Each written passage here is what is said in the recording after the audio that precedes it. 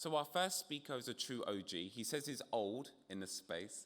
He's been here since 2018, so I guess that does make you old in NFT land.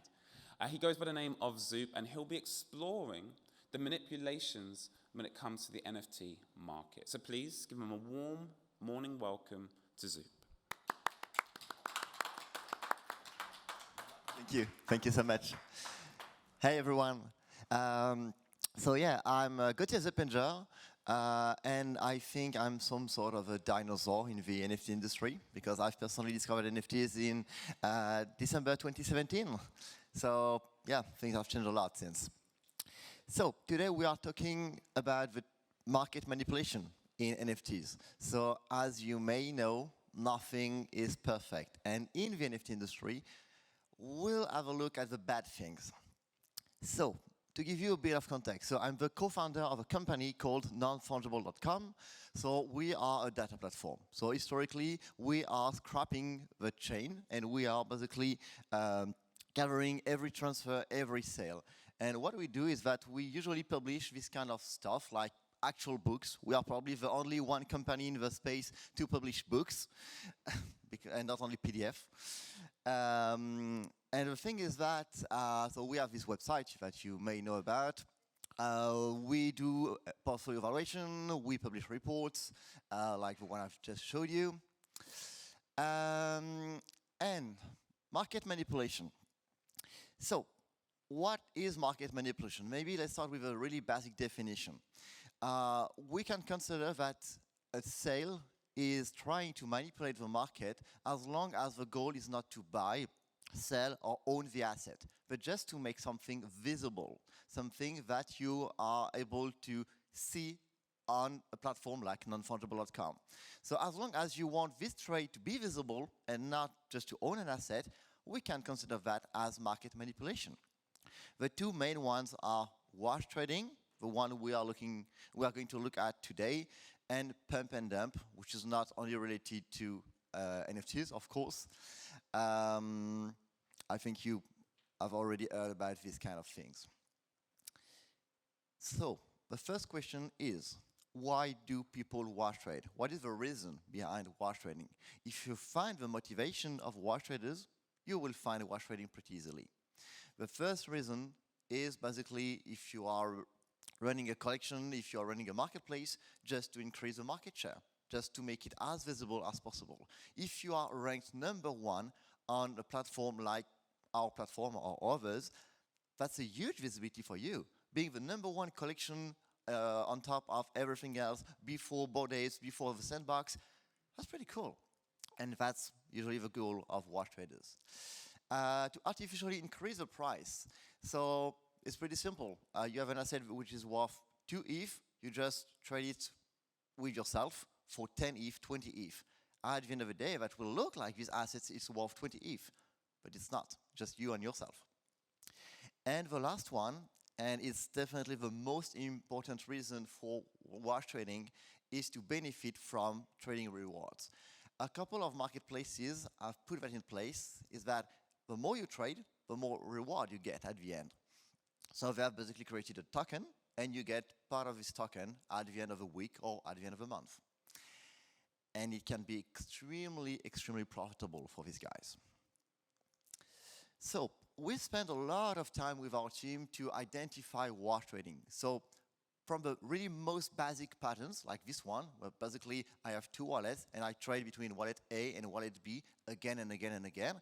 And we've seen some examples of the same asset being traded like thousands of times in the same day. That's pretty obvious. That's pretty easy to identify. But we have identified way more complex patterns. This is just one of them. I won't enter into too much details.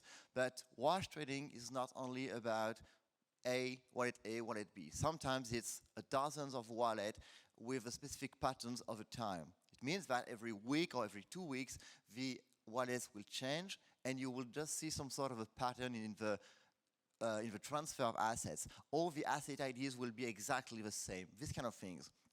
So sometimes it's really tricky.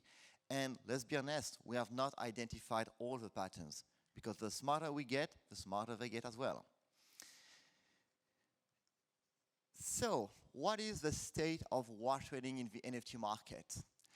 What we've identified in the entire NFT industry of 2022 is that 12% of the overall activity is wash traded, which is a little more than 2 billion, almost 3 billion actually. So at the end of the day, it's a lot and not that much, because we were really expecting to see way, way more than that. I'll give you concrete examples of marketplaces with this kind of suspicious activity. And let's be clear, we are talking about suspicious activity. For some examples, we can certify this is wash trading, but for part of them, it's just like, this is super weird. No one does that. No one is trading the same assets 20 times in the same day. Maybe it's just a test, maybe just a bug or something like that. Sometimes you just don't know. So the approach we have, the methodology is that we consider that any asset being traded more than 10 times in the same month is suspicious. There may be reasons, but not that much. So let's take a concrete example, X2Y2. You may know about this marketplace. So we've seen a couple of reports recently announcing that it's basically about to take over non-fungible, to take over OpenSea, sorry. And the thing is that, no, it's not that simple. If you look at there, the suspicious volume is in blue.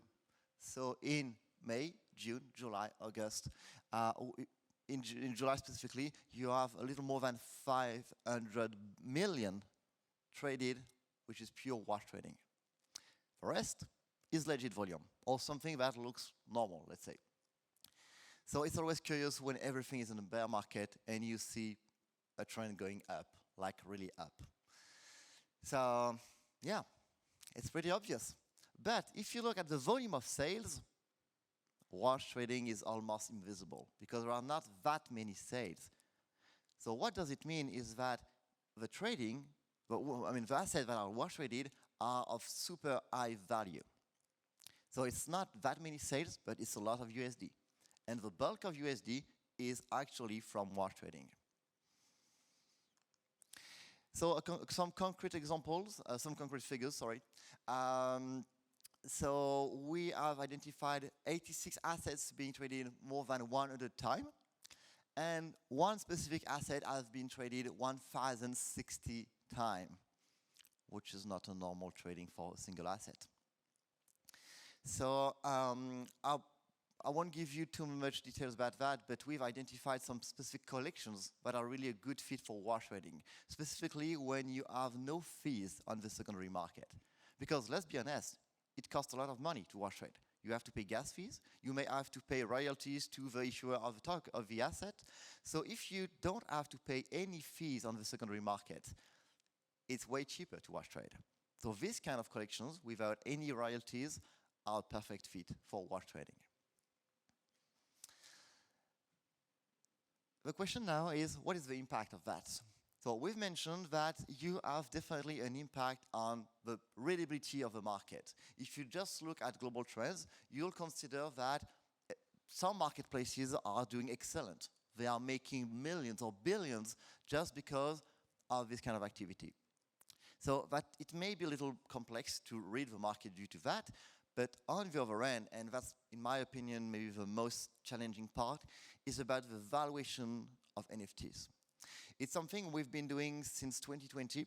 We have evaluated over 2 billion worth of NFTs since then.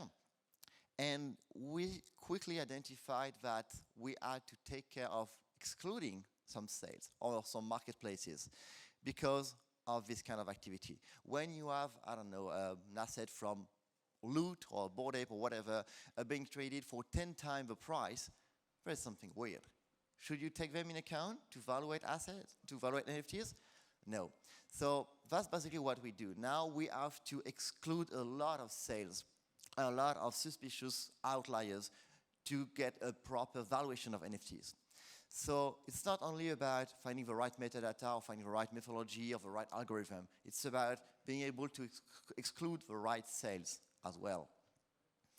So I would say that's probably one of the main challenges today. Not everything is really perfect in the NFT industry, and let's be honest, we'll be facing more and more of this kind of suspicious behaviors in the future.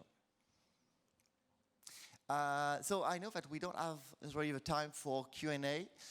So if you have any questions, just feel free to ping me. I'll be hanging around in the room right after. So thank you so much. Stay safe and have a good day.